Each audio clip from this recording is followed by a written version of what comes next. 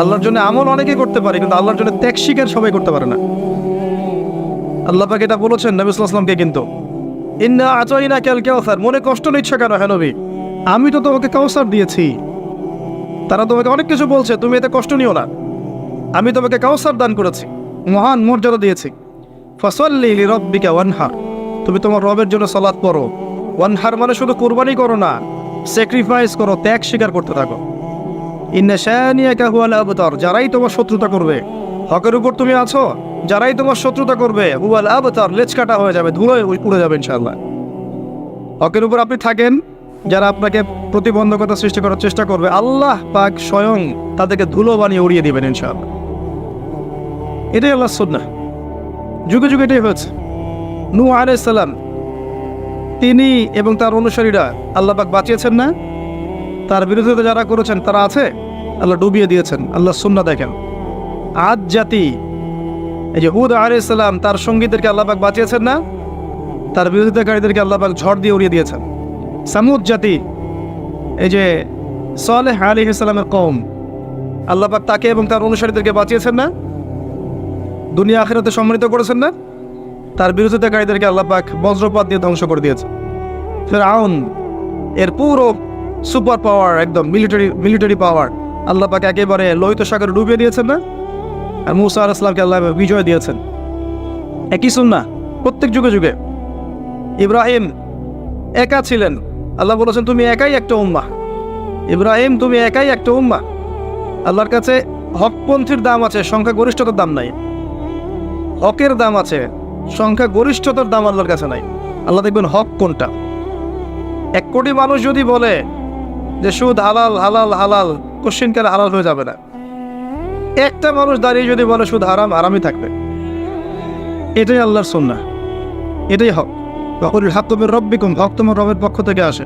ফামান শাআ ফালইউমিন, যার ইচ্ছা হয় ঈমান আনুক, ওয়ামান শাআ ফালইয়াকফুর, যার ইচ্ছা হয় অস্বীকার করুক। ইন্না আ'তাদনা লিয-যালিমিনা নারান, আমি জালেমদের জন্য নার, আগুন প্রস্তুত করে রেখেছি। আহাতা বিহিম সুরাদিকুহা, একেবারে ঘিরে ধরবে আগুন ওদেরকে। ওয়া ইস্তাগীথু মান ইউগাথু কালমুহলি ইয়াশবিল ওয়ুজুহ, এমন পানি দেওয়া হবে ওদেরকে, পানি চাইলে ওই সময়, যে পানি ঢালা মাত্রই সব দেহ ঝলসে যাবে, মুক্ত। নাউযুবিল্লাহ। তো আল্লাহ পাক হকের মানদণ্ড দিয়েছেন, আল্লাহর পক্ষ থেকে যা আসে। একই সুন্নাহ, ইব্রাহিমের সুন্নাহ সেম। তাকে আল্লাহ পাক বিজয় দিয়েছেন, নমরুদকে ধ্বংস করেছেন। আসেন, এই যে মুহাম্মদ সাল্লাল্লাহু আলাইহি ওয়াসাল্লামের যুগে আসেন, এই যে আবু লাহাব, আবু জাহেল, উতবা সাহেব আছে? কার অস্তিত্ব আছে? নাই। বদর কূপে লাশ পাওয়া গেছে, পাওয়া যায়নি। মুহাম্মদ সাল্লাল্লাহু আলাইহি ওয়াসাল্লাম এবং তার আদর্শ কিয়ামত পর্যন্ত টিকে থাকবে ইনশাআল্লাহ। এটাই রাসূলের সুন্নাহ, আল্লাহর সুন্নাহ, এগুলোই। অতএব আপনি হকের উপর থাকলে বিভিন্ন দিক থেকে বাধা পাবেন। এই সময়টাতে যদি আপনি সবর করতে পারেন, আল্লাহর পথে চলতে পারেন, ধৈর্য ধরতে পারেন, আল্লাহর জন্য সব সয়ে নিতে পারেন, ইনশাআল্লাহ দুনিয়াতে আল্লাহ সম্মানিত করবেন, পরকালে জান্নাতের টুকরা দান করবেন ইনশাআল্লাহ। আর পরকালের সাফল্যই চিরস্থায়ী। বাল তুফিরুনাল হায়াতাদ দুনিয়া, তোমরা এই দুনিয়াকে প্রাধান্য দিয়ে থাকো। ওয়াল আখিরাতু খায়রু ওয়া আবকা, কিন্তু পরকাল চিরস্থায়ী এবং উত্তম। তো অ্যাজ এ ইয়াং স্পিকার আমি এটা বলছি যে তরুণরা যারা দিনের পথে আসবেন, প্রত্যেক ধাপে ধাপে আপনাকে প্রতিবন্ধকতা ফেস করতে হবে। জার্নিটা সহজ হবে না। পরিবার, সমাজ বাধা দিবে, ধর্মনেতারাও বাধা দিবে। যখন দেখবে আপনার মেহনতের ফলে ধর্ম ব্যবসায় ভাটা পড়েছে, তখন আপনাকে বাধা দিবে। দেখবেন যখন আপনার কিছু সত্য কথার ফলে আল্লাহ, এটা তো হাদিসে, আল্লাহ জিবরাইল আলাইহিস সালামকে ডেকে বলেন যে আমার ওই বান্দাকে আমি ভালোবাসি, তুমিও তাকে ভালোবাসো। জিবরাইল আলাইহিস সালাম সমস্ত ফেরেশতাদেরকে বলেন আল্লাহ আমাকে বলেছেন, আল্লাহ ওই বান্দাকে ভালোবাসেন, আমি ওকে ভালোবাসি, তোমরাও তাকে ভালোবাসো।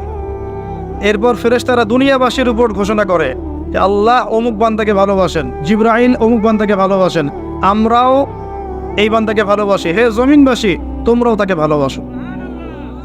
তখন গিয়ে দেখবেন যে আল্লাহর পথের কোনো সৈনিক, কোনো আলেম, কোনো মুআল্লিম, কোনো মুজাহিদ, তার প্রতি আল্লাহর পক্ষ থেকে মানুষের মধ্যে একটা ভালোবাসা সৃষ্টি হয়ে যায়।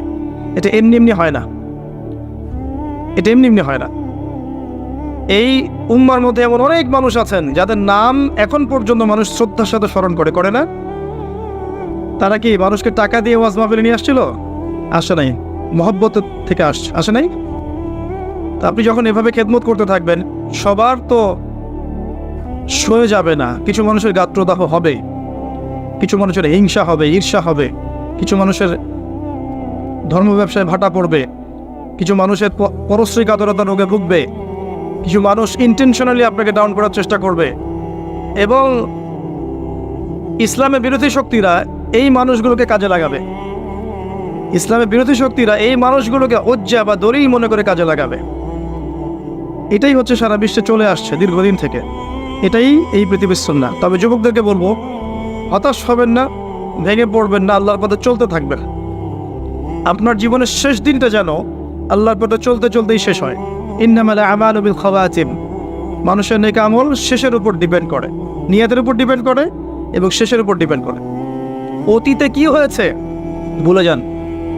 মিউজিক করতেন, গার্লফ্রেন্ড ছিল, পর্ন দেখেছেন, জুয়া খেলেছেন, মাদকের সাথে সম্পৃক্ত ছিলেন, হারাম অ্যাফেয়ার্সে ছিলেন, কি করেছেন অতীতে, আজকে থেকে ভুলে যান।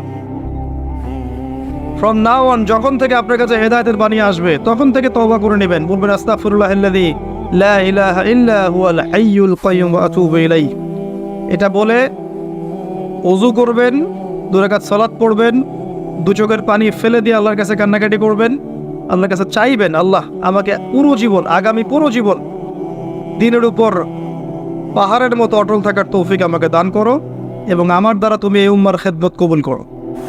এরপরে আপনি ফিল করবেন যে আল্লাহ আপনার সাথে আছে আর কেউ আপনার সাথে নাই। ঠিক এরপর আপনি ফিল করবেন যে আল্লাহ আপনার সাথে আছে আর কেউ সাথে নাই। পরিবার ভুল বুঝতে পারে, গার্লফ্রেন্ড ছেড়ে চলে যাবে, আপনার চাকরি চলে যাইতে পারে, আপনার ব্যবসায় লস হতে পারে, আপনার এই সামাজিক প্রতিবন্ধকতা শিকার হতে পারেন। হ্যাঁ, আপনাকে বিভিন্ন মানুষ ভালো মন্দ বাজে বাজে টাইটেল দিতে পারে, জঙ্গি হয়ে গেছে, সন্ত্রাসী হয়ে গেছে ইত্যাদি বলতে পারে। এবং ধর্মনেতারাও বাধা দিতে পারে আপনাকে, কারণ শিরকের বিরুদ্ধে বলবেন, বেদাতের বিরুদ্ধে বলবেন, হারামের বিরুদ্ধে বলবেন। আপনি যখন এই সারা বিশ্বের যে প্রতারণা চলছে পশ্চিমাদের, এগুলোর বিরুদ্ধে বলবেন, অভ্যন্তরীণ বাহ্যিক সমস্যাগুলো তুলে ধরবেন, তখন চতুর্দিক থেকে আপনার উপর অক্টোপাসের মতো আঘাত আসবে। দেন ইউ উইল রিয়েলাইজ, তখন আপনি ফিল করবেন যে আপনি হকের উপর আছেন এবং আপনার সাথে কেউ নাই, আল্লাহ আছে। আর আল্লাহ যদি আপনার সাথে থাকেন, এই দুনিয়াতে ইজ্জত দেওয়ার মালিক আল্লাহ এবং পরকালে জান্নাত দেওয়ার মালিক কে? আল্লাহ। এটাই হচ্ছে মূল কথা আর কি। এই পথটা যারা সার্ভাইভ করতে পারবে, রাসূল সাল্লাল্লাহু আলাইহি ওয়াসাল্লাম 2টা সুসংবাদ দিয়েছে। একটা হচ্ছে যে একটা হাদিসে নবী সাল্লাল্লাহু আলাইহি ওয়াসাল্লাম বলেছেন যে 7 শ্রেণীর মানুষকে আল্লাহ রাব্বুল আলামিন কিয়ামতের মাঠে তার আরশের ছায়ায় ছায়া দিবেন। ওই দিন ওই ছায়া ছাড়া অন্য কোনো ছায়া থাকবে না। তার মধ্যে এক শ্রেণী হচ্ছে সেই যুবক যে তার নিজের যৌবনকালটাকে আল্লাহর পথে বিলিয়ে দিয়েছে। এই সুযোগটা কি দাড়ি পাকা মানুষদের আছে? এখন আপনাদের সামনে আছে। এই কথাটা শুনছেন আপনি, আপনার কান পর্যন্ত পৌঁছে গেল। এরপরে ডিসিশন ইজ ইয়ার্স। আপনার রাস্তা আপনি বেছে নেবেন। ওয়াহাদাইনাহুন নাজদাইন, আমি 2টা পথ দেখিয়েছি, ইম্মা শাকিরা ওয়া ইম্মা কাফুরা। ইচ্ছা হলে কৃতজ্ঞ হও, ইচ্ছা হলে অকৃতজ্ঞ হও। আল্লাহ আপনাকে ফোর্স করবেন না, লা ইকরাহা ফিদ্দিন। আল্লাহ পাক হাত ধরে আপনাকে নামাজি বানাবেন না। এখন আপনার সিদ্ধান্ত নিতে হবে যে আপনি কি করবেন। আল্লাহর জন্য বাঁচবেন না শয়তানের জন্য বাঁচবেন? যদি শয়তানের জন্য বাঁচেন, তাহলে আপনি দুনিয়াতে বাড়ি গাড়ি, টাকা পয়সা, জমি জমা, ব্যাংক ব্যালেন্স, স্ট্যাটাস সবই পাবেন ইনশাআল্লাহ। আল্লাহ পাক সেগুলো আপনাকে খুশি হয়ে দিবেন না, ফিতনা, রাগ হয়ে দিবেন। আর যদি আপনি আল্লাহর জন্য বাঁচেন, তখনও আপনি বাড়ি পাবেন, গাড়ি পাবেন, নেককার স্ত্রী পাবেন, প্রশান্তি পাবেন, হেদায়েত পাবেন, কোরআন পাবেন, নূর পাবেন, সব কি সম্মানও পাবেন। এগুলো আল্লাহ পাক আপনাকে খুশি হয়ে দান করবে ইনশাআল্লাহ। কোনটা যাচ্ছেন, আল্লাহ সন্তুষ্টি না অসন্তুষ্টি? এখন প্রশ্ন হচ্ছে যে যারা আমরা তরুণ আছি, আমাদের ফিউচারটা কি, আমরা কিভাবে আগাতে পারি? প্রথমে বুঝতে হবে আপনাকে, ওই যে প্রথমে আলোচনা শুরু করলাম, এই যে বইটা আমার হাতে আছে, এই বইটা থাকার পরেও আমি বিশ্বকে ডিল করতে পারছি না। আপনাকে আগে বুঝতে হবে যে আপনি কোথায় আছেন। প্রথমে আপনাকে বুঝতে আপনি কোথায় আছেন। 1 নাম্বার, ধর্মতাত্ত্বিক দৃষ্টিকোণ থেকে দেখাচ্ছে আপনি এমন একটা জায়গায় আছেন যে মুসলিমদের মধ্যে শতদা বিভক্ত দল আছে, বিভিন্ন দল আপনাকে ফ্ল্যাগ নিয়ে ডাকছে, আমার কাছে আসো, জান্নাতে সার্টিফিকেট পাবা, এবং বলবে সবাই আমার ফর্ম পূরণ করো, এটা হক, জান্নাত আমার, তোমার লিজ লাগলে নিয়ে যাও। ভাবখানে এমন হবে। কেউ কেউ এমন বলবে যে আমরা চূড়ান্ত সহি, এর উপর কোনো সহি নাই। ওই সহির মধ্যেও দেখবেন আবার আরও 4-5টা দল, তখন আবার কি করবেন? সহি এ, সহি বি, সহি সি, সহি ডি, এরকম হবে। সবাই বলবে যে আমি হক। ওয়ালা তাকুনু মিনাল মুশরিকিন, মুশরিকদের অন্তর্ভুক্ত হয়েও না। আল্লাযীনা ফাররাকু দীনাহুম ওয়া কানু শিয়া, যারা তাদের দ্বীনকে ভেঙে টুকরা টুকরা করেছে। কুল্লু হিজবিন বিমা লাদাইহিম ফারিহুন, প্রত্যেক হিজব বা দল তাদের কাছে যা আছে এটা নিয়ে উৎফুল্ল থাকে। এই হচ্ছে বাস্তবতা। আল্লাহ পাক বলেছেন ওয়া'তাসিমু বিহাবলিল্লাহি জামিআন, একসাথে আল্লাহর রজ্জু শক্ত করে ধরে থাকো। ওয়ালা তাফাররাকু, বিভক্ত হয়ে যেও না। ওয়ালা তাফাররাকু, বিভক্ত হয়ে যেও না। বাল নাহনু ফাররাকনা, কিন্তু আমরা বিভক্ত হয়ে গেছি। আল্লাহ বলেছেন ওয়ালা তাফাররাকু, বিভক্ত হয়েও না, কিন্তু আমরা কি করেছি? বাল ফাররাকনা, আমরা বিভক্ত হবই। কি করবেন এখন? সহজ সলিউশন দিচ্ছি। যারা বিভক্ত তারা সবাই মুসলিম। এদের মধ্যে কিছু আছে স্পষ্ট শিরকি আকীদা আছে, স্পষ্ট কিছু বেদাতি আকীদা আছে।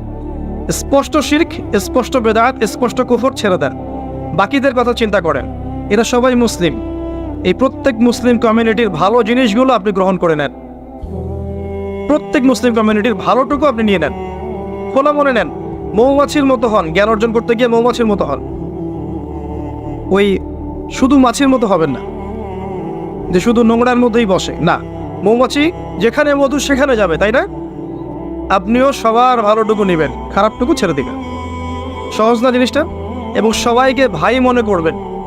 ইসলাম বৈচিত্র্যময়, একই বিষয়ে একাধিক মাসআলা থাকতে পারে। আপনি একটা ফলো করলে বাকিদেরকে শ্রদ্ধা করতে শিখুন। ঠিক আছে, ওরও হয়তো দলিল আছে, আমার দলিলটা আমার কাছে বেশি স্ট্রং মনে হয়, আমি এটা পালন করছি। এর মানে এই না যে আমি সঠিক, ওই বাতিল, এমন মনে করবেন না। পুরো উম্মাহকে একটা দেহ ভাবতে শেখো। শুধু আমাদের দেশের মুসলিমদের কথা বলছি না, যদি ইয়েমেনের কোনো মুসলিম বাচ্চাকে বোম মেরে হত্যা করা হয় আপনার মন যেন কাঁদে। যদি মিয়ানমারের কোনো মুসলিমকে মেরে হত্যা করা হয় আপনার মনটা যেন কাঁদে। অ্যাটলিস্ট প্যালেস্টাইনে যদি হত্যা করা হয় আপনার মনটা যেন কাঁদে। Iraq, Iran, Lebanon, Jordan, Syria, যে আফগানিস্তান, পাকিস্তান, সমস্ত জায়গায় মুসলিমদের কিন্তু হত্যা করা হয় অমুসলিমদের কর্তৃক। আপনার মনটা যেন কাঁদে যে আমাদের উপর জুলুম হচ্ছে। যদি মন না কাঁদে বুঝবেন মন মরে গেছে, নাই মন, কলব নাই, ডেড, প্যারালাইজড। প্যারালাইজড রোগী দেখেছেন? প্যারালাইজড রোগীর একটা অঙ্গ প্যারালাইসিস হয়ে গেছে, ওখানে আঘাত করলে কি ব্যথা পায়? কারণ আমাদের পুরো বডি প্যারালাইসিস হয়ে গেছে, এক জায়গায় আঘাত করলে আরেক জায়গায় আর ব্যথা লাগে না। তো নবীজি বলেছিলেন সাল্লাল্লাহু আলাইহি ওয়াসাল্লাম, এই উম্মাহ একটা দেহের মতো, যার একটা অংশে আঘাত পেলে অন্য অংশ কি হয়? ব্যথা অনুভব করে। এখন সেটা আমরা করি? খুব কম মানুষই করে। বরং খুশি হয়, বরং মিষ্টি বিতরণ করে, বরং মনে করে না ঠিকই হয়েছে, ওর সাথে হওয়া উচিত ছিল, এরকম মনে করে। তারা বুঝতে পারে না যে যা হয়েছে তাদের সাথে সেটা কাল তার সাথেও হবে। এটা সে বুঝতে পারে না, কারণ তার দৃষ্টি অন্ধ। তার বাহ্যিক চোখ আছে, ভেতরে কোনো চোখ নাই। ভেতরের চোখ দিয়ে দেখলে বুঝতে পারতো আজ যা আমার সাথে হয়েছে কাল আপনার সাথে হতে পারে। তাই এত আত্ম অহমিকায় প্রফুল্ল হবেন না, অন্যের কষ্ট দেখে খুশি হবেন না। কারণ যারা ইসলামের প্রকাশ্য শত্রু তারা কখনোই আপনাকে ওই মাযহাবি বা সংগঠন বা দল তরিকার এই মানদণ্ডে বিচার করবে না, ভৌগোলিকতা, জাতীয়তাবাদের মানদণ্ডে বিচার করবে না। তারা দেখবে আপনি লা ইলাহা ইল্লাল্লাহ কালিমা পড়েন কিনা, দ্যাটস অল। এটাই হচ্ছে সারা ওয়ার্ল্ডে, এটা আপনার বর্তমান অবস্থা। এরপরে আরও দেখেন, আপনার অবস্থাকে বুঝেন। আপনার যত মিডিয়া আছে দেখবেন, সমস্ত মিডিয়ার ম্যাক্সিমাম 99% দেখবেন আজকে অন্যদের হাতে, পশ্চিমাদের হাতে। এবং যখন তাদের হাতে, তখন দেখবেন আপনি দিনকে রাত বানানো সম্ভব, রাতকে দিন বানানো সম্ভব। সত্য মিথ্যা হয়ে যাবে, মিথ্যা সত্য হয়ে যাবে। পৃথিবীর সবচেয়ে জালেম তাকে উপস্থাপন করা হবে এবং নোবেল প্রাইজ দেওয়া হবে। যে সভ্যতা বিগত 100 বছরে পৃথিবীতে প্রায় কয়েক কোটি মানুষ হত্যা করেছে, এদেরকে বলা হবে মানবতা প্রেমী। আর যখনই দেখবেন অল্প কিছু মুসলিম, এই প্যালেস্টাইনের কথাই বলছে, অল্প কিছু মুসলিম ইহুদির আগ্রাসন চালাচ্ছে, এদের হাতে কিছুই নাই। এরা সামান্য কিছু নিয়ে প্রতিহত করার চেষ্টা করছে, ওরা বলবে যে এরা হচ্ছে মৌলবাদী, সন্ত্রাসী। এই বিষয়গুলো খেয়াল রাখবেন। কোথায় আছেন আপনি? যখন এই বিষয়গুলো তাদের হাতে, তখন আপনি দিনকে রাত বানাতে পারেন, রাতকে দিন বানাতে পারেন। ন্যায় অন্যায় হয়ে যাবে, অন্যায় ন্যায় হয়ে যাবে, আপনি কিছু করতে পারবেন না। কারণ আমাদের মুসলিমদের স্বতন্ত্র আসলে খুব একটা মিডিয়া নাই যেখানে সত্য বিষয়গুলো প্রচার করতে পারবে। এখন ইউটিউব, ফেসবুকিং হয়েছে, আপনারা প্রচার করছেন, কিন্তু এখানে অনেক ফিতনা আছে। কারণ এই প্ল্যাটফর্মগুলো হচ্ছে ইহুদি খ্রিস্টানদের, এই প্ল্যাটফর্মগুলো ইহুদি খ্রিস্টানদের প্ল্যাটফর্ম। এখানে আমরা যারা নেমেছি, আমরা নিজেরা আসলে নিজের পায়ে কুড়াল মেরেছি, জানেন। একটা লেকচার দেওয়া হবে, দেখবেন লেকচারের একটা অংশ কাট করে এমন সামলাইন দিয়ে দিবে যে আপনি শেষ, অথচ ওর সাথে আপনার বিন্দুমাত্র সম্পর্ক নাই, ঠিক আছে। আর এই কাজগুলো ইন্টেনশনালি অনেকে করতে পারে, খুব সহজ। এখানে মানুষকে বিতর্কিত করা খুব সহজ। ইমাম আবু হানিফা রাহিমাহুল্লাহকে যদি এখন বসাই দিতে পারতেন এবং এরকম 10টা 20টা 50টা মাহফিল করাতে পারতেন, ইউটিউবে ছড়াতেন, দেখতেন যারা বিতর্কিত করতে চাইবে তার কথা ধরেও বিতর্কিত করতে পারবে না। সুযোগ আছে, একটা কথার এক অংশ একটা কথা আরেক অংশ লাগিয়ে দিবে, সৈল। এখনকার অবস্থা আপনার যে আপনার কাছে মিডিয়া নাই, প্রযুক্তি, এই যে যত প্রযুক্তি দেখছেন এগুলো কাদের হাতে? আমাদের হাতে নাই। আপনার প্রাইভেসি পর্যন্ত আপনার হাতে নাই। সেলফোন আছে, ইন্টারনেট আছে, অন্যান্য টেকনোলজিগুলো আছে, এগুলো দিয়ে আপনার যত প্রাইভেসি আছে, এই প্রাইভেসিগুলো কিন্তু আর এখন আপনার কাছে নাই। সব কিছুই মনিটর করা সম্ভব। আর মনিটর করার প্রয়োজন নাই, কারণ ব্রেনটাকে এমনভাবে ওয়াশ করে দিয়েছে পশ্চিমারা যে আপনি যা করবেন নিজেই সেটা ছবি তুলে ফেসবুকে দিয়ে দিবেন। আপনাকে মাইন্ড প্রোগ্রামিং করা হয়েছে, কথা বুঝতে পারছেন না? আপনি যা করবেন নিজেই ছবি তুলে ফেসবুকে দিয়ে দিবেন। আপনার মাথাটাকে এমন ধাঁচে নিয়ে আসা হয়েছে। ওয়াইফের সাথে শুয়ে আছেন, ছবি দিয়ে দিলেন। ওয়াইফের সাথে ঘুরছেন, ছবি দিয়ে দিলেন। গার্লফ্রেন্ডের সাথে কোলে শুয়ে আছেন, ছবি দিয়ে দিলেন। আপনি বুঝতে পারছেন এখন প্রাইভেট লাইফ কোনটা, পাবলিক লাইফ কোনটা।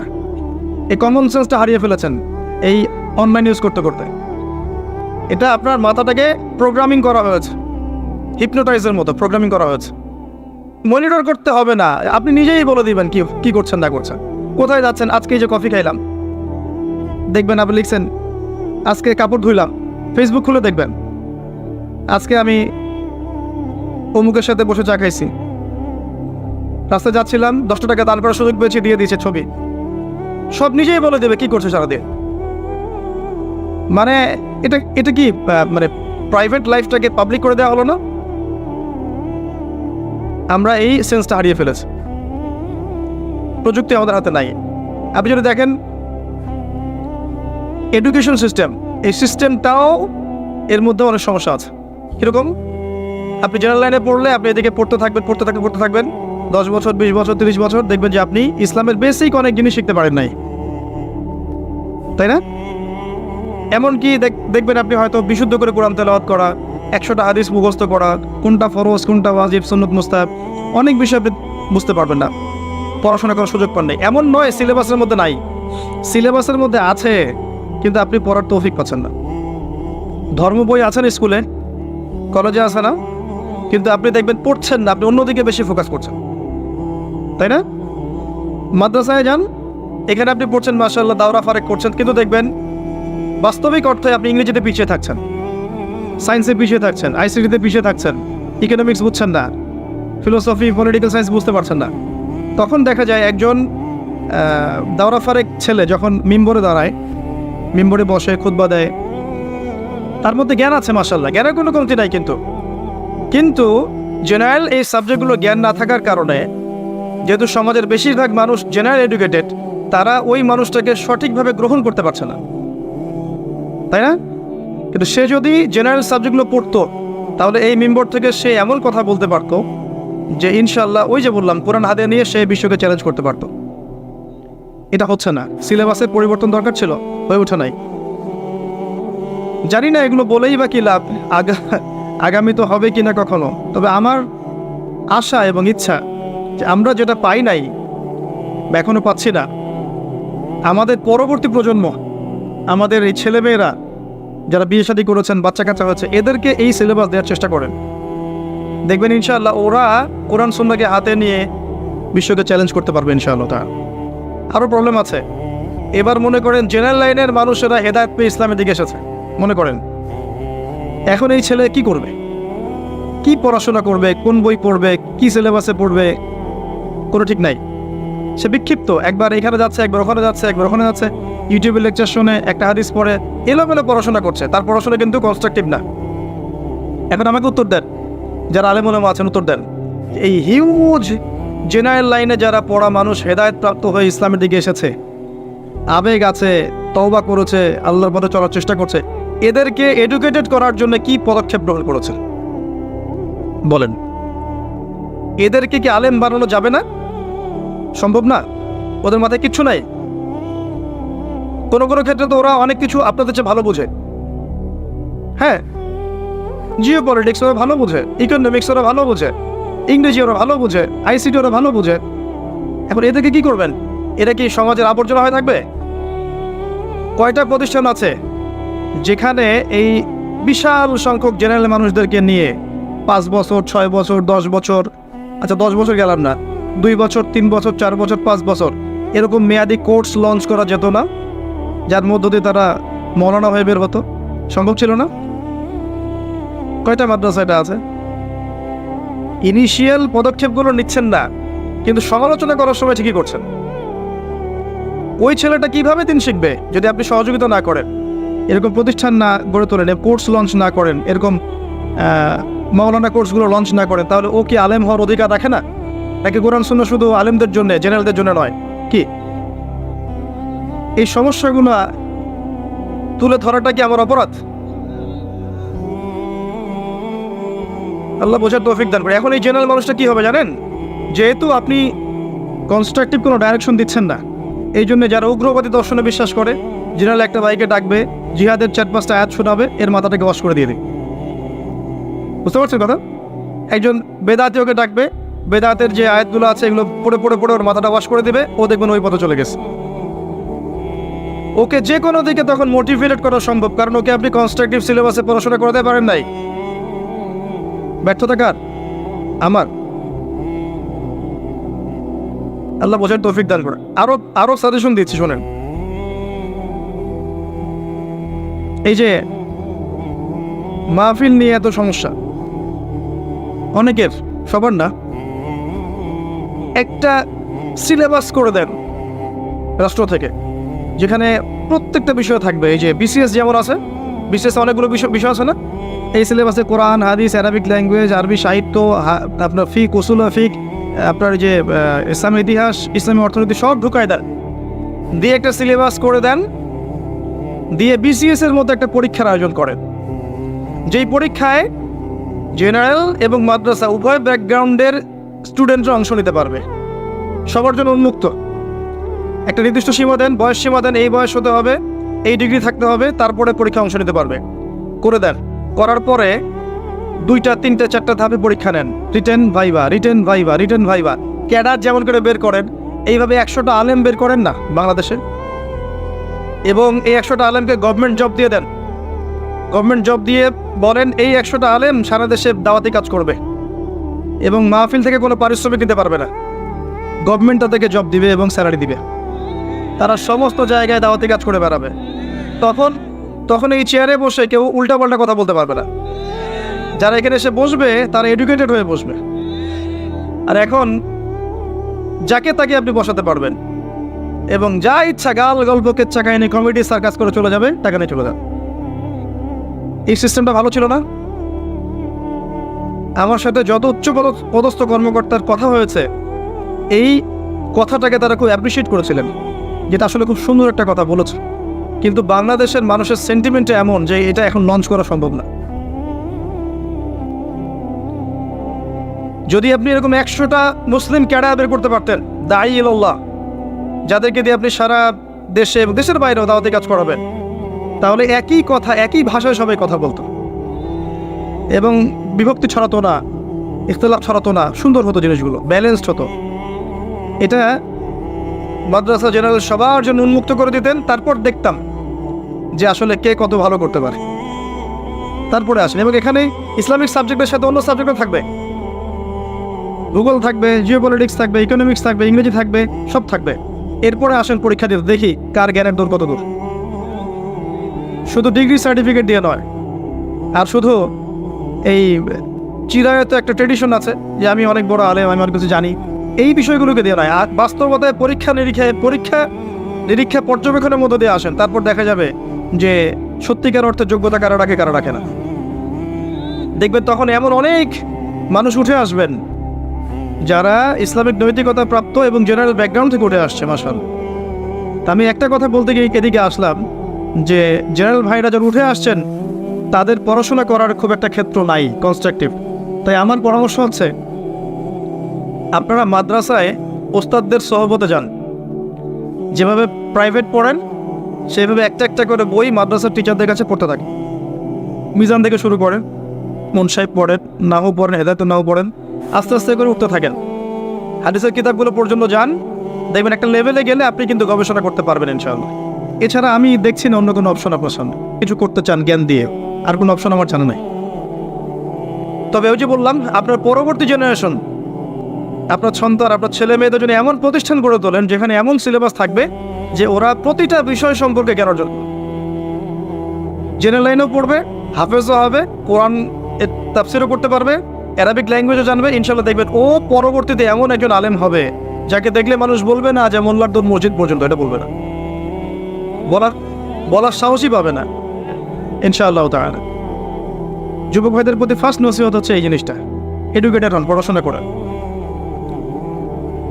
আপনার অবস্থানটা বোঝেন। ধর্মতাত্ত্বিক ক্ষেত্রে এই অবস্থায় আছি, আপনার পড়াশোনার ক্ষেত্রে এই অবস্থায় আছি, মিডিয়ার ক্ষেত্রে এই অবস্থায়। সংস্কৃতিতে আসেন, ওয়ার্ল্ড ওয়াইড সংস্কৃতিতে কোন জায়গায় আছেন আপনি?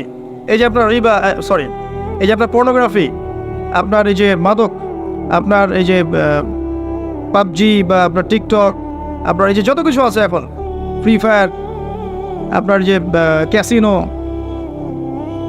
ফ্রি মিক্সিং, হারাম গার্লফ্রেন্ড বয়ফ্রেন্ড অ্যাফেয়ার্স, এই যে বিষয়গুলো চলছে এখন, এই বিষয়গুলো কি মুসলিমরা তৈরি করেছে?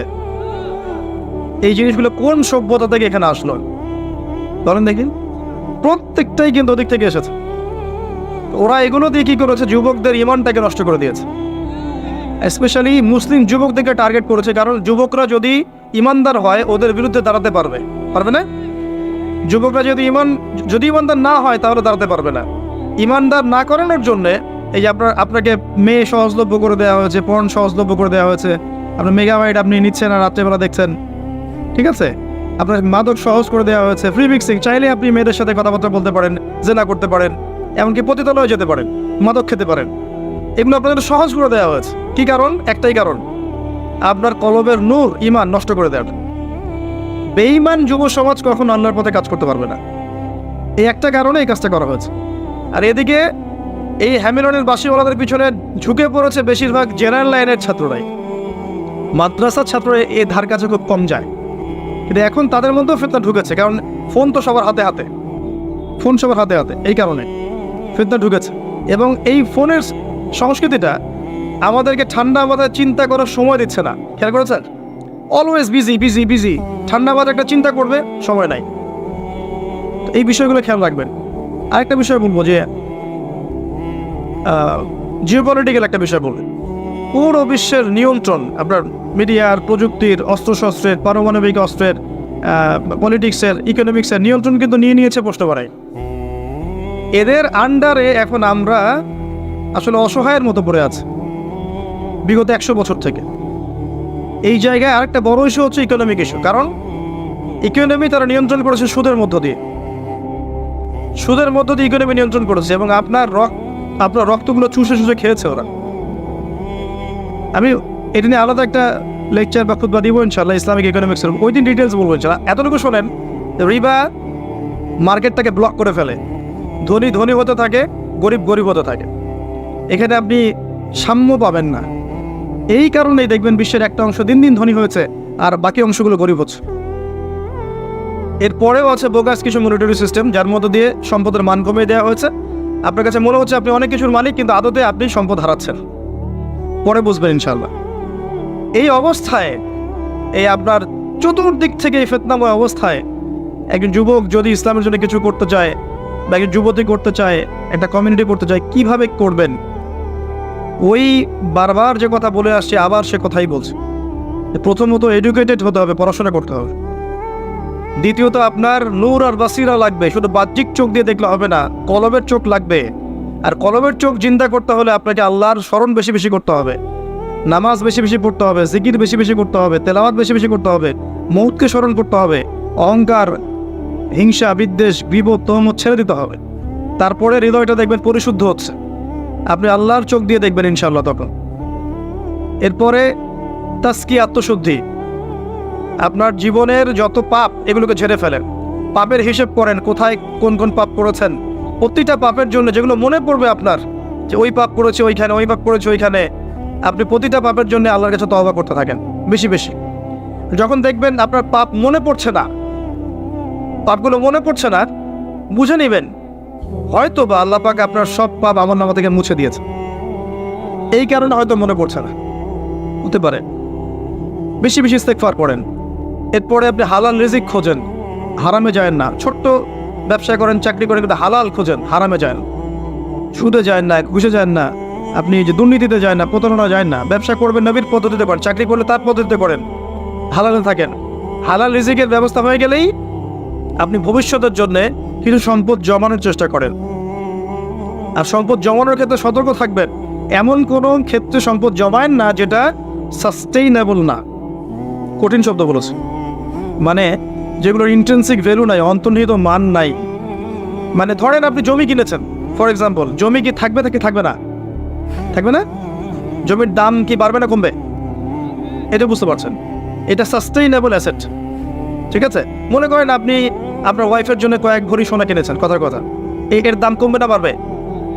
আপনি আপনার ওয়াইফের জন্য কিছু রূপা কিনেছেন, সম্পদের মান কমবে না বাড়বে? এমন কিছুতে যদি রেখে দেন যেটার মান কমে যায়, তাহলে আপনি সম্পদ হারাবেন। তো অর্থ জমানোর ক্ষেত্রে আপনি এটা খেয়াল রাখবেন। আর কি করবেন? আদর্শ পরিবার করবেন। বারবার বলি, একটা নেককার মেয়েকে আল্লাহর কাছে চেয়ে নেন, সেজদায় পড়ে আদর্শ পরিবার গড়েন। বাচ্চা কাচ্চা এদেরকে ইসলামিক তরিকতে মানুষ করেন, পরিবারে তাওহীদ রাখেন, সুন্নত রাখেন, হালাল রিজিক রাখেন, বেদাত শিরক এগুলো দূর করে দেন। পরিবারের মধ্যে আপনি তালিম করেন, চর্চা করেন, কোরআন হাদিস পড়েন, ইসলামিক সংস্কৃতি রাখেন, পরিবারকে সময় দেন, আপনার ওয়াইফকে সময় দেন, বাচ্চাকে সময় দেন, এবং তাদেরকে আপনার আদর্শে গড়ে তোলেন ইনশাআল্লাহ। যখন দেখবেন এই ছোট্ট পরিবারটা, এই যে কয়দিন আমরা দুনিয়াতে আছি, এই পরিবারটা আপনার কাছে মনে হবে জান্নাতের টুকরা। কারণ দুনিয়া তো শান্তির জায়গা নয়, শান্তির জায়গা। কিন্তু দেখবেন পরিবার যদি আদর্শ হয়, মনে হবে যে হ্যাঁ আপনি শান্তিতে আছেন দুনিয়াতে। আর পরিবার যদি ভেজাল হয়, ওই যে জিন্স পরা আর গেঞ্জি পরা মেয়ে বিয়ে করেন, তাহলে আপনার দুনিয়া জাহান্নাম হয়ে যাবে, নাউজুবিল্লাহ। তো এই জায়গায় কাজ করে। আরেকটা বিষয় বলে শেষ করছি, যে আপনাদেরকে আল্লাহ পাক প্রতিভা দিয়েছেন সবাইকে কিছু না কিছু। এই প্রতিভাগুলোকে আপনি আল্লাহর পথে কাজে লাগান। আপনি হয়তো বলতে পারেন বা লিখতে পারেন, বা আপনি এক অর্থ আছে, আপনি মসজিদ করতে পারবেন, মাদ্রাসা করতে পারবেন, আপনি এতিমদের প্রজেক্ট করতে পারেন, বিধবাদেরকে নিয়ে কাজ করতে পারেন। মানে যেখানেই উম্মার কল্যাণ আছে, বই ছাপানো হোক, প্রকাশনা সংস্থা হোক, অনলাইনে হোক, অফলাইনে হোক, যাতে দিনের একটু উপকার হবে, দিনটা একটু এগিয়ে যাবে, ওই দিকে আপনি আপনার সময়, শ্রম, মেধা এগুলোকে ব্যয় করেন। এই পরিপূর্ণ দিন বাদ দিয়ে অন্য দিন যদি কেউ তালাশ করে, কবুল করা হবে কিনা, একটা বড় প্রশ্ন কিনা? উত্তর আল্লাহ পাক দিচ্ছে সূরা আলে ইমরানে গিয়ে 85 নম্বর আয়াতে। আল্লাহ পাক বলছেন, ওয়া মান ইয়াবতাগি গায়রাল ইসলামি দীনান ফালা ইউকবালা মিন। কেউ যদি ইসলাম নামক এই পরিপূর্ণ জীবন ব্যবস্থাকে বাদ দিয়ে অন্য কোনো দিন তালাশ করে, অন্য কোনো কোড অফ লাইফ তালাশ করে, ফালা ইউকবালা মিন, তার কাছ থেকে কোনো ফরজ নফল কোনো আমলই কবুল করা হবে, কবুল করা হবে।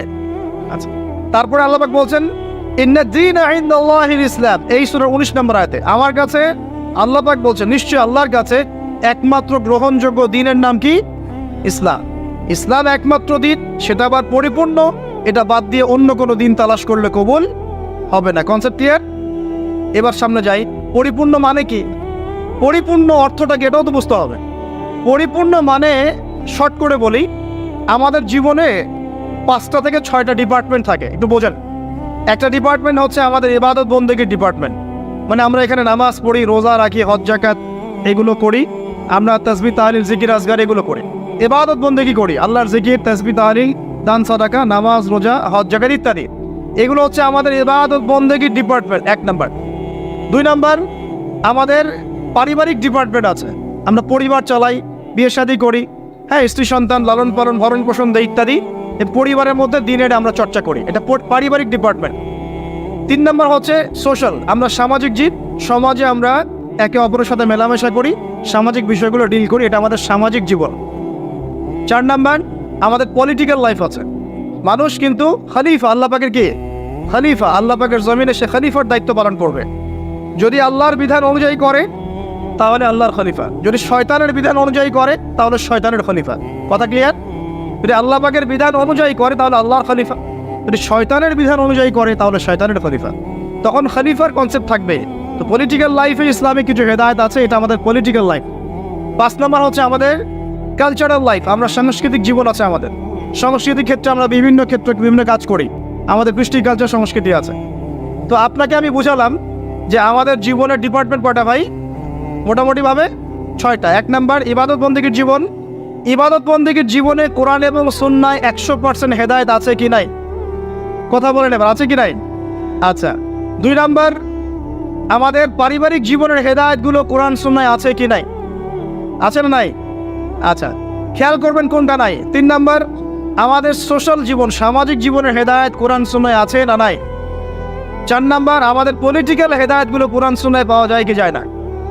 5 নম্বর আমাদের কালচারাল জীবনের হেদায়েত পাওয়া যায় কি যায় না? 6 নম্বর আমাদের ইকোনমিক জীবন, ইকোনমিক লাইফ, অর্থনৈতিক জীবনের হেদায়েত কোরআন এবং সুন্নাহ দিয়েছে কি দেয় নাই? তাহলে জীবনের প্রতিটা ক্ষেত্রের হেদায়েত কোরআন এবং সুন্নায় আছে না নাই? এখন প্রশ্ন হচ্ছে আপনি মানবেন কি মানবেন না। এখন প্রশ্ন হচ্ছে আপনি মানবেন কি মানবেন না। যদি মানেন দুনিয়াতে সফল, পরকালে জান্নাত। যদি না মানেন দুনিয়াতে পার পেয়ে যেতে পারেন, পরকালে জাহান্নাম। কথা পরিষ্কার? যদি মানেন দুনিয়াতে সফল, পরকালেও জান্নাত ইনশাআল্লাহ তাআলা। যদি না মানেন দুনিয়ায় পার পেয়ে যেতে পারেন, পরকালে পার পাওয়া যাবে না। পরকাল দূরের কথা, কবরেও পার পাওয়া যাবে না। কবরে আল্লাহ রাব্বুল আলামিন প্রশ্ন করবেন, ফেরেশতাদেরকে দ্বারা প্রশ্ন করাবেন। কি প্রথমটা? মান রব্বুক, তোমার রবকে। দুনিয়াতে কেউ যদি আল্লাহর সাথে শিরক করে থাকে, সে কখনোই মান রব্বুক উত্তর দিতে পারবে না। দ্বিতীয় প্রশ্ন করা হবে মা দীনুক, এই দিন ইসলামকে যদি পরিপূর্ণরূপে কেউ গ্রহণ না করে, বিশ্বাস পোষণ না করে এবং আমলের চেষ্টা না করে, সে মা দীনুক উত্তর দিতে পারবে না। প্রশ্ন করা হবে মান হাযার রাজুল বুইসা ফীকুম, এই ব্যক্তিকে যাকে তোমাদের কাছে পাঠানো হয়েছে, সে যদি পৃথিবীতে দুনিয়ার জীবনে রাসূল সাল্লাল্লাহু আলাইহি ওয়াসাল্লামের সুন্নাহর উপর জীবন না গড়ে বা গড়ার চেষ্টা না করে, সে উত্তর দিতে পারবে না যে তিনি হচ্ছেন মুহাম্মদ রাসূলুল্লাহ সাল্লাল্লাহু আলাইহি ওয়াসাল্লাম। তাহলে আমরা শিখতে পারলাম এই পর্যন্ত যে ইসলাম একটা পরিপূর্ণ জীবন ব্যবস্থা। পরিপূর্ণ মানে জীবনের প্রতিটা ডিপার্টমেন্টের হেদায়েত আছে। আর জীবনকে আমরা 6টা ভাগে ভাগ করলাম, দেখলাম যে কুরআন সুন্নাহয় হ্যাঁ প্রত্যেকটা বিষয়ের হেদায়েত আছে। আপনি ব্যক্তি জীবনের হেদায়েত চান, এই যে আয়াত, ইয়া আইয়ুহাল্লাযীনা আমানুত্তাকুল্লাহ হাক্কা তুকাতিহি ওয়া লা তামুতুন্না ইল্লা ওয়া আনতুম মুসলিমুন। ব্যক্তি জীবনে পরিপূর্ণ মুসলিম না হয়ে মৃত্যুবরণ করো না। পাওয়া গেল ব্যক্তি জীবনের হেদায়েত। আপনি সালাতের হেদায়েত চান, আল্লাহ পাক বলছেন আকিমিস সালাহ ওয়া আতুজ যাকাত, সালাত কায়েম করো, যাকাত দাও। আপনি অর্থনৈতিক হেদায়েত পেলেন, সালাতের হেদায়েতও পেলেন। কুরআন তেলাওয়াতের হেদায়েত চান, সেটাও আছে। ওয়াতলু মা উহিয়া ইলাইকা মির রাব্বিক, আছে কি নাই? আছে। আপনি এখন চাচ্ছেন যে পারিবারিক হেদায়েত চাচ্ছি আমি, সূরা তাহরিম খোলেন, 6 নম্বর আয়াত পড়ে দেখেন, আল্লাহ পাক বলছেন কু আনফুসাকুম ওয়া আহলিকুম নারা, নিজে জাহান্নামের আগুন থেকে বাঁচো, পরিবারবর্গকে বাঁচাও। আপনি চাচ্ছেন যে আপনি অর্থনৈতিক হেদায়েত চাচ্ছেন, আল্লাহ পাক বলছেন দেখুন ফাআহাল্লাহুল বাইআ ওয়া হাররামার রিবা, আল্লাহ ব্যবসা হালাল করেছেন, সুদকে হারাম করেছেন। কোন ডিপার্টমেন্ট চান? সবকিছু এখানে আছে। দিন প্রতিষ্ঠা করতে চান, আল্লাহ পাক সূরা সাফে বলছেন হুয়াল্লাযী আরসালা রাসূলাহু বিল হুদা ওয়া দীনিল হক লিইয়ুযহিরাহু আলা দীনি কুল্লি, দিন কায়েম করতে চান, আল্লাহ পাক বলছেন, কি বলছেন? ইন তানসুরুল্লাহ ইয়ানসুরুকুম ওয়া ইউসাব্বিত আকদামাকুম। আপনি দায়িত্ব অবহেলা করেছেন, আল্লাহ পাক বলছেন ওয়া ইন তাতাওয়াল্লাউ ইস্তাবদিল কওমান গায়রাকুম। উম্মার ঐক্য চান, আল্লাহ বলছেন ওয়া আতাসিমু বিহাবলিল্লাহি জামিআও ওয়া লা তাফাররাকু। একটা মানে আহলুস সুন্নাহ ওয়াল জামাআহ বা একটা নির্ভেজাল একটা দল চান দাওয়াতের জন্য, আল্লাহ বলছেন ওয়াল তাকুম মিনকুম উম্মাহ ইয়াদউনা ইলাল খায়র ওয়া ইয়া'মুরুনা বিল মা'রুফ ওয়া ইয়ানহাউনা আনিল মুনকার। শ্রেষ্ঠ জাতি হতে চান, আল্লাহ বলছেন কুনতুম খায়রা উম্মাহ উখরিজাত লিন-নাস তা'মুরুনা বিল মা'রুফ ওয়া তানহাউনা আনিল মুনকার। মানে বলতে থাকলে রাত চলে যাবে। এমন কোনো ডিপার্টমেন্ট নাই যে ডিপার্টমেন্ট সম্পর্কে আল্লাহ পাক কোরআন এবং হাদিসে ব্যাখ্যা বিশ্লেষণ করেন নাই। আল্লাহ পাক সূরা কাহফের 54 নম্বর আয়াতে বলছেন যে ওয়ালাকাদ সাররাফনা ফি হাযাল কুরআন লিন-নাস মিন কুল্লি মাসাল, আমি মানব জাতির জন্য প্রতিটা বিষয় এই কোরআনে ব্যাখ্যা করেছি। এখন প্রশ্ন হচ্ছে আমি মানব কি মানব না? এখানে আপনার স্বতন্ত্র স্বাধীন ইচ্ছা শক্তি আছে। আল্লাহ পাক বলছেন লা ইকরাহা ফিদ-দীন, দিনে কোনো বাড়াবাড়ি নাই। ক্বাদ তাবায়্যানা রুশদু মিনাল গায়, এই যে স্পষ্ট হয়ে গেছে যেটা দীপ্তমান হেদায়েত এবং যেটা অন্ধকার, মানে যেটা আপনার ভ্রষ্টতা আর যেটা হেদায়েত স্পষ্ট হয়ে গেছে।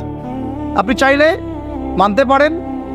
ওই যে সূরা কাহফে আছে ওয়াকুলিল হাক্কু মির রাব্বিকুম, আয়াত নাম্বার 29, ফামান শাআ ফালইউমিন, যার ইচ্ছা হয় ঈমান নিয়ে আসুক, ওয়া মান শাআ ফালইয়াকফুর, যার ইচ্ছা হয় অস্বীকার করুক। ইন্না আ'তাদনা লিয-যালিমিনা নারান, আমি জালেমদের জন্য আগুন প্রস্তুত করেছি। ব্যাস এতটুকু। আল্লাহ বলছেন এই দুনিয়াটা কেন? আল্লাহ পাক বলছেন লিয়াবলুয়াকুম আইয়ুকুম আহসানু আমালা, আমি দেখতে চাই তোমাদের মধ্যে আমলে কে শ্রেষ্ঠ। মানে কোন ডিপার্টমেন্টটা, যে কোনো ডিপার্টমেন্টের হেদায়েত কোরআন শুনে পাওয়া যাবে। এখন আমার প্রশ্ন হচ্ছে আপনি আমি মানব কি না? আল্লাহ উত্তর দিচ্ছেন লা ইকরাহা ফিদ-দীন, দিনে কোনো বাড়াবাড়ি নাই। তুমি চাইলে মানো, না চাইলে মেনো না। আল্লাহ পাক আপনাকে ঘাড় ধরে একদম মসজিদে ঢোকাবেন না। ঢোকাবেন? আল্লাহ পাক আপনাকে ফোর্সফুলি যাকাত দেওয়াবেন না। আল্লাহ পাক আপনাকে ধরে বেঁধে একদম রমজানের রোজা রাখবেন না। আল্লাহ পাক আপনাকে দিন কায়েমের জন্য দাওয়াত এবং জিহাদের মেহনত জোর করে করাবেন না। কিছুই আল্লাহ পাক জোর করবেন। আল্লাহ পাক শুধু স্পষ্ট করে দিয়েছেন কোনটা সত্য কোনটা মিথ্যা। এখন এইটাই পরীক্ষা আমাদের এই দুনিয়ায়। দুনিয়াটা হচ্ছে কি কারাগার না? আর দুনিয়া সিজনুল লিল মুমিন ওয়াল জান্নাতু লিল কাফির, কাফেরদের জন্য দুনিয়া জান্নাত, মুমিনদের জন্য কি এটা কারাগার। এই কারাগার বা জেলখানার জীবনের সময় আবার অনির্ধারিত, কেউ জানে না কতদিনে কে বাঁচবে, কতদিনে কে মরবে। এই সময় অনির্ধারিত। কারাগারের জীবন, হেদায়েত স্পষ্ট, মানবা কি মানবা না, ইচ্ছার স্বাধীনতা আল্লাহ পাক দিয়েছেন। কথা ঠিক না ঠিক? এবার আমাদের উপর এখন আল্লাহ পাক ছেড়ে দিলেন, নবীর মাধ্যমে জানিয়েও দিলেন। আর এই নবী প্রথম নবী নন, প্রত্যেক যুগে যুগে আল্লাহ পাক নবী রাসূল পাঠিয়েছেন। এমন কোনো সম্প্রদায় নাই যেখানে আল্লাহ পাক নবী পাঠান নাই। আল্লাহ পাক তার উপরে আঙ্গুল তোলার কোনো রকম সুযোগ রাখেন নাই, রেখেছেন। কেউ বলতে পারবে না যে আমি জানি নাই, আমি মেসেজ পাই নাই, আমাদের নবী আসে নাই, আমাদের কাছে আসমানি কিতাব আসে নাই। কেউ বলতে পারবে না। পারবে না। এখন আমাদের চয়েস।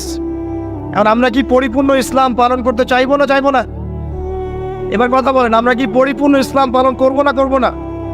যদি পরিপূর্ণ ইসলাম পালন করতে চাই তাহলে কয়েকটা বিষয়। এক, একটু মনোযোগ দেন, পরিবেশ নষ্ট করেন না। এক নাম্বার, আমাদের সবাইকে আল্লাহ পাকের তাওহীদ লা ইলাহা ইল্লাল্লাহর উপর থাকতে হবে এবং সুন্নাত মুহাম্মদুর রাসূলুল্লাহর উপর থাকতে হবে। পারবো ইনশাআল্লাহ? দুই নাম্বার, আমাদের সবাইকে ইবাদত বন্দেগীর জীবনের সমস্ত ইবাদত নবীর তরিকায় করার চেষ্টা করতে হবে। আল্লাহ পাক তৌফিক দান করে দেন, আমিন। আমাদের সবাইকে অর্থনৈতিক জীবনে গিয়ে আবার হারামখোর হওয়া যাবে না, হালাল রিজিক অন্বেষণ করতে হবে। আল্লাহ পাক তৌফিক দান করুন, বলি আমিন। আমাদের সবাইকে পারিবারিক জীবনে গিয়ে ওই ইহুদি খ্রিস্টানদের মতো পরিবার করা যাবে না, ইসলামিক পরিবার করতে হবে। আল্লাহ পাক তৌফিক এনায়েত করুন। আমাদের সবাইকে এই সামাজিক জীবনে গিয়ে ইহুদি খ্রিস্টানদের মতো সংস্কৃতি এবং সমাজনীতি ফলো করা যাবে না, আল্লাহর দেওয়া সংস্কৃতি এবং সমাজনীতি ফলো করতে হবে। আল্লাহ পাক তৌফিক দান করুন, বলি আমিন। ইভেন পলিটিক্যাল লাইফে গিয়েও চেষ্টা করতে হবে আল্লাহর বিধানগুলো অনুযায়ী মানুষের মাঝে বিচার ফয়সালা করার জন্য। আল্লাহ পাক তৌফিক দান করুন, বলি আমিন। এবং সর্বোপরি দুনিয়া আখিরাতের যতগুলো ক্ষেত্র আছে, এই প্রতিটা ক্ষেত্রে রাসূলুল্লাহ সাল্লাল্লাহু আলাইহি ওয়াসাল্লামের দেখানো আদর্শ এবং তরিকা অনুযায়ী চলতে পারলে কবরেও শান্তি, দুনিয়াতেও সফল, হাউজে কাউসারের পানিও পাবো ইনশাআল্লাহ, রাসূল সাল্লাল্লাহু আলাইহি ওয়াসাল্লামের সুপারিশও পাবো ইনশাআল্লাহ, তার সাথে জান্নাতে থাকতেও পারবো ইনশাআল্লাহ। এবার দুটো দিকে ফোকাস করে আমি আলোচনা করবো, খুব খেয়াল রাখেন, একটু মনোযোগ দেন, এই জায়গাটা খুব ইম্পর্টেন্ট। এই পুরো মিশনে শয়তান আমাদেরকে দুটো দিকে বেশি বিভ্রান্ত করছে। কয়টা দিক? দুটো দিক। এক, তারা শয়তান এবং তার অনুসারীদের কথা বলছি, তারা মুসলিমদেরকে জান্নাতের পথ থেকে সরিয়ে দেওয়ার জন্যে এক নাম্বার যেটা অস্ত্র হিসেবে নিয়েছে তা হলো শিরক। কি নাম? মানে শিরক যদি মুসলিমদেরকে করানো যায় তাহলে সে আল্লাহ পাকের রহমত থেকে বেরিয়ে যাও। কারণ আল্লাহ রাব্বুল আলামিন একটা ওয়াদা করেছেন। কি ওয়াদা? আল্লাহ পাক তার নবীকে বলেছেন, তোমার উম্মতের মধ্যে কোনো ব্যক্তি যদি, হে মুহাম্মদ সাল্লাল্লাহু আলাইহি ওয়াসাল্লাম, তোমার উম্মতের কোনো ব্যক্তি যদি আসমান জমিনের সমান গুনাহ নিয়ে আমার সামনে দাঁড়ায় কিন্তু তার আমল নামায় কোনো শিরকের পাপ নাই, আমি আল্লাহ তার সামনে আসমান জমিন সমান রহমত নিয়ে হাজির হব ইনশাআল্লাহ। সুবহানাল্লাহ পড়বে এটা। মানে এই উম্মতের কোনো ব্যক্তি যদি শিরিক মুক্ত আমল নামা নিয়ে আল্লাহর সাথে সাক্ষাৎ করে, ইনশাআল্লাহ সে জান্নাতে যাবেই যাবে ইনশাআল্লাহ। একদিন না একদিন সে জান্নাতে যাবেই যাবে ইনশাআল্লাহ। কিন্তু কারো আমল নামায় যদি শিরকের পাপ থাকে, তাহলে আল্লাহ পাক বলছেন ইন্নাল্লাহা লা ইয়াগফিরু আন ইউশরাকা বিহি ওয়া ইয়াগফিরু মা দুনা যালিকা লিমান ইয়াশা। আল্লাহ পাক তার সাথে শিরকের গুনাহ মাফ করেন না, এছাড়া যে কোনো গুনাহ যাকে ইচ্ছা মাফ করতে পারেন।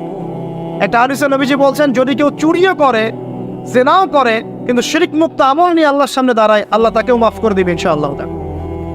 এটাই সেই হাদিসের ব্যাখ্যা। আসলে লা ইলাহা ইল্লাল্লাহ যে ব্যক্তি মন থেকে পড়েছে, কলবের মধ্যে সরিষা দানা পরিমাণ ঈমান আছে, মানে শিরকের পাপ করে নাই, ইনশাআল্লাহ তাআলা আল্লাহ পাক তাকে জান্নাত দিবেন একদিন না একদিন ইনশাআল্লাহ। আল্লাহ পাক তাকে শাস্তি দিতে পারেন, মাফ করাতে পারেন, কিছু আযাব দিয়ে হলেও আল্লাহ পাক তাকে জান্নাতে দিবেন ইনশাআল্লাহ তাআলা। এখন প্রশ্ন হচ্ছে, তাহলে সহিহ বুখারীর এই হাদিসটা কেমন? কোন হাদিস? নবী সাল্লাল্লাহু আলাইহি ওয়াসাল্লাম বলছেন, এই হাদিসটা আসছে বুখারীতে 4 বার, একবার না কিন্তু 4 বার। নবীজি বলছেন, কিয়ামতের দিনে, মনোযোগ দেন প্রিয় ভাই, কিয়ামতের দিনে আদম আলাইহিস সালামকে ডেকে আনা হবে। ডেকে বলা হবে, তোমার সন্তান যারা আছে, আদম সন্তান, তাদের মধ্য থেকে তুমি জাহান্নামীদেরকে আলাদা করে ফেল। আদম আলাইহিস সালাম বলবেন, হে আল্লাহ, কতজনকে আলাদা করো? আল্লাহ পাক বলবেন, প্রতি 1000-এ 999 জনকে জাহান্নামের জন্য আলাদা করে দাও। নাউজুবিল্লাহ বলবেন, প্রতি 1000-এ 999 জনকে জাহান্নামের জন্য আলাদা করে দাও। সহিহ বুখারীতে 4 বার আসে, একবার না, 4 বার। এবার সাহাবীরা কিন্তু একটু বিচলিত হয়ে পড়লেন। তিনি বলেন, ইয়া রাসূলুল্লাহ, তাহলে কিভাবে হবে? নবী সাল্লাল্লাহু আলাইহি ওয়াসাল্লাম বলছেন, আশ্বস্ত হও, জান্নাতীদের কাতার হবে 120টা। কয়টা? 120টা। তার মধ্যে 80টা কাতার হবে আমার উম্মতে মুহাম্মাদের ইনশাআল্লাহ। এবং এই হাদিসটা শোনালেন যে ব্যক্তি এই উম্মতের মধ্যে আল্লাহর সাথে শিরক না করে মারা যাবে, আল্লাহ পাক তাকে মাফ করে দেবেন ইনশাআল্লাহ। তাহলে প্রশ্ন, এত পার্সেন্টেজ, হিউজ পার্সেন্টেজ মানুষ কেন তাহলে জাহান্নামে যাচ্ছে? তাদের আমল নামায় কোন পাপটা থাকতে পারে যার কারণে তারা জাহান্নামে যাচ্ছে? উত্তর দেন দেখি এবার। আল্লাহ পাক কিন্তু বলে দিয়েছেন, আল্লাহ পাক শিরক ছাড়া যে কোনো গুনাহ যাকে ইচ্ছা মাফ করতে পারেন। তাহলে এত বেশি মানুষ কেন জাহান্নামে যাচ্ছে? উত্তর, তাদের আমল নামায় কোন পাপ থাকতে পারে? সে। এবার আসেন, ইবলিস এবং তার অনুসারীরা উম্মতে মুহাম্মাদীকে বিভ্রান্ত করার জন্য এই শিরকের একটা ব্যাপক সয়লাব ছড়িয়ে দিয়েছে সমাজের মধ্যে। আমি খুব শর্ট করে বোঝাবো। আরেকটা হাদিস বলবো তার আগে আপনাকে, সেটা হলো, এই উম্মতের 70,000 মানুষ কিন্তু আবার বিনা হিসেবে জান্নাতে যাবে। এই উম্মতের 70,000 মানুষ বিনা হিসেবে জান্নাতে যাবে, যারা 1 নাম্বার পাখি উড়িয়ে ভাগ্য গণনা করে না। যারা পাখির সাথে ভাগ্য গণনা করে, শিরকের সাথে সম্পর্ক আছে কি নাই? আচ্ছা। যারা আগুনের সেকা টাকা দিয়ে আগুনের উল্কি অঙ্কন করে চিকিৎসা পদ্ধতি গ্রহণ করে না। যারা হারাম অবৈধ কোনো ঝাড়ফুঁক গ্রহণ করে না, এই যে তাবিজ কবজ কবিরাজি করে না, কুফরি কালাম করে ঝাড়ফুঁক করছে না, এগুলো করে না। যারা সর্বাবস্থায় আল্লাহর উপর তাওয়াক্কুল করে, 70,000 এমন মানুষ বিনা হিসেবে জান্নাতে যাবে ইনশাআল্লাহ। এটাও মাথায় নেন। এবার সামনে আসা, ইবলিস এবং তার অনুসারীরা কিভাবে শিরক ছড়িয়েছে? কয়ভাবে? উত্তর 3 ভাবে। কয়ভাবে? 3 ভাবে। আশ-শিরকু ফিল আকীদা, শিরক ছড়িয়েছে বিশ্বাসের মধ্যে। যেমন কিছু মানুষ বিশ্বাস করে এখনো এই যুগে, এবং এই যুগেরও এদের সংখ্যা বেশি, তারা বিশ্বাস করে যে আল্লাহ এই মহাবিশ্ব সৃষ্টি করেন নাই, এই মহাবিশ্ব সৃষ্টি হয়েছে বিগ ব্যাং থেকে। এই কনসেপ্টে মানুষ নাই। কোরআনে সূরা আম্বিয়ার মধ্যে একটা কথা আছে, আওয়ালাম ইয়ারাল্লাযীনা কাফারু আন্না আস-সামাওয়াতি ওয়াল আরদা কানাতা রাতকান ফাফাতাকনাহুমা। আল্লাহ পাক বলছেন, কাফেররা কি লক্ষ্য করে দেখে না যে আসমান সমূহ এবং জমিন একটা বিন্দুর মধ্যে ছিল একত্রিত, আমি এটাকে বিচ্ছিন্ন করে দিয়েছি। যদি তারা বলেও যে বিগ ব্যাং থেকে সব সৃষ্টি হয়েছে, আমরা বলবো এই বিগ ব্যাং এর স্রষ্টা হচ্ছেন আল্লাহ রাব্বুল আলামিন। কথা বুঝতে পারছেন? তো এই যে চিন্তা ওদের যে আল্লাহ বলতে কেউ না, এটা শিরক কিনা? কেউ কেউ চিন্তা করছে যে আল্লাহ আছেন, আরো উপাস্য আছে, যেমন আল্লাহ, তার সন্তান নাউজুবিল্লাহ ঈসা আলাইহিস সালাম এবং পবিত্র আত্মা রূহুল কুদুস। এই সংখ্যায় লোক আছে কি নাই? এদের সংখ্যা কত বিশ্বে? 300-400 কোটি হবে কি না? না না, আরো কম হবে, হয়তো বেশি বলে ফেলছে। মানে কোটি তো হবেই, 100 কোটির তো বেশি হবে নাকি? সারা বিশ্বে মুসলিমদের সংখ্যা বেশি না খ্রিস্টানদের? খ্রিস্টানদের মধ্যে এক শ্রেণীর খ্রিস্টান, তারা সবাই বলে না, এক শ্রেণীর খ্রিস্টান বলে যে আল্লাহ তিনজন, তিন ইলায় বিশ্বাস, তিন খোদায় বিশ্বাস করে। এই কয়েকদিন আগে বলেছি আমরা, কি নাউজুবিল্লাহ বলেছে, মেরি ক্রিসমাস বলেছে না 25শে ডিসেম্বর, এবং মুসলিমরাও এর সাথে একাত্মতা প্রকাশ করেছে। আস্তাগফিরুল্লাহ ওয়া আতুবু ইলাইহি। সূরা মারিয়ামে আল্লাহ পাক বলছেন তারা এমন একটা কথা বলে, ওয়াকালু ইত্তাখাযাল্লাহু ওয়ালাদা, তারা বলে আল্লাহ সন্তান গ্রহণ করেছেন। নাউজুবিল্লাহ। লাকাদ জি'তুম শাইআন ইদ্দা তাকাদু আস-সামাওয়াতু ইয়াতাফাত্তারনা মিনহু ওয়া তানশাক্কুল আরদু ওয়া তাখিরুল জিবালু হাদ্দা। আল্লাহ পাক বলছেন কথার ওজনগুলো দেখেন। আল্লাহ পাক বলছেন যখন তারা বলে যে আল্লাহ সন্তান গ্রহণ করেছে, তখন আসমান নিজেই ফেটে পড়তে চায়, জমিন নিজেই চৌচির হতে চায়, এবং পাহাড়গুলো নিজেই থরথর করে কেঁপে ভেঙে পড়তে চায়। কিন্তু আল্লাহ পাক এদেরকে ক্ষমতা দিতেন, যে ইচ্ছার স্বাধীনতা দিতেন, হ্যাঁ করো, তাহলে আসমান ফেটে পড়তো। এখন যখন আমরা বলছি যে মেরি ক্রিসমাস, আসমান ফেটে পড়তো। একদিন ওই 25 ডিসেম্বর ছিল, ওই দিন আমি আবার এয়ারে ফ্লাইও করছিলাম, সম্ভবত কক্সবাজার যাচ্ছি প্রোগ্রাম।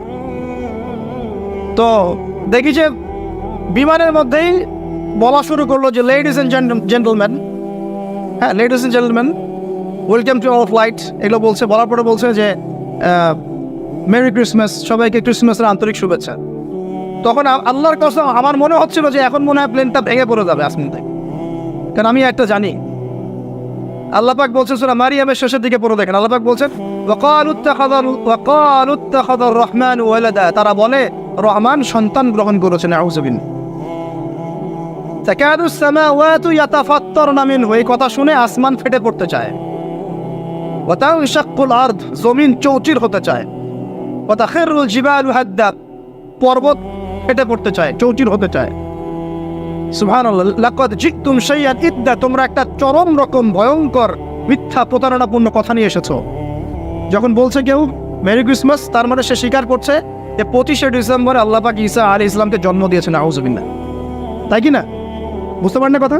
আর আমরা নামাজে বলছি লাম ইয়ালিদ ওয়া লাম ইউলাদ কুল হুয়াল্লাহু আহাদ আল্লাহুস সামাদ। লাম ইয়ালিদ, তিনি কাউকে জন্ম দেন নাই, ওয়া লাম ইউলাদ, তাকেও কেউ জন্ম দেয়নি, ওয়া লাম ইয়াকুল লাহু কুফুয়ান আহাদ। একবার এই সূরা পড়লে কোরআনের 3 ভাগের 1 ভাগ পড়ার নেকি হয়ে যায়। 3 বার পড়লে 1 খতম কোরআনের নেকি হয়ে যায়। এমনি এমনি হয় না, কারণ কোরআনের 3 ভাগের 1 ভাগ হচ্ছে আল্লাহর তাওহীদ। কোরআনের 3 ভাগের 1 ভাগ কি? আল্লাহর তাওহীদ। এই যে 3 ভাগের 1 ভাগ। আর 1 ভাগ হচ্ছে হুকুম আহকাম, কি করবে কি করবে না। আর 1 ভাগ হচ্ছে হিস্ট্রি, ইতিহাস, কি হয়েছে এই পর্যন্ত বিশ্বে। কোরআন 3 ভাগে ভাগ করতে পারবেন আপনি। প্রিয় ভাইরা, এটা শিরক কিনা? এবং কোটি কোটি মানুষ কি এই শিরকে বিশ্বাস করে কিনা? এখন ওই সমাজে গিয়ে যদি আপনি বলেন সামাজিকতার খাতিরে মেনে নিচ্ছি যে এটা শিরক, তারপরে আমি আপোষ করলাম, চলবে? এখন কিছু মানুষ সামাজিকতার দোহাই দেয়। সামাজিকতা কোন সমাজে? যে সমাজ আমাকে শিরক শেখায় ওই সমাজ, যে সমাজ আমাকে হারাম খাওয়া শেখায় সেই সমাজ, যে সমাজে মানুষ বেদাতি আমল করে সেই সমাজ। কোন সমাজের পূজা করবেন? কোন সমাজের ইত্তেবা করবেন? যেই সমাজ নবী সাল্লাল্লাহু আলাইহি ওয়াসাল্লামের আদলে করা সমাজ, সেই সমাজের আমরা তাবেদারি করব ইনশাআল্লাহ। আর যেই সমাজ জাহিলিয়াতের আদলে গড়া, সেই সমাজের তাবেদারি করতে হবে। আল্লাহ পাক বোঝার তৌফিক দান করেন। তো এই যে কিছু মানুষ এখানে শিরক করছে, তারপর কিছু মানুষ কি বলছে যে গ্রহ নক্ষত্র চন্দ্র সূর্যের উপাসনা করা যায়, করছে না মানুষ?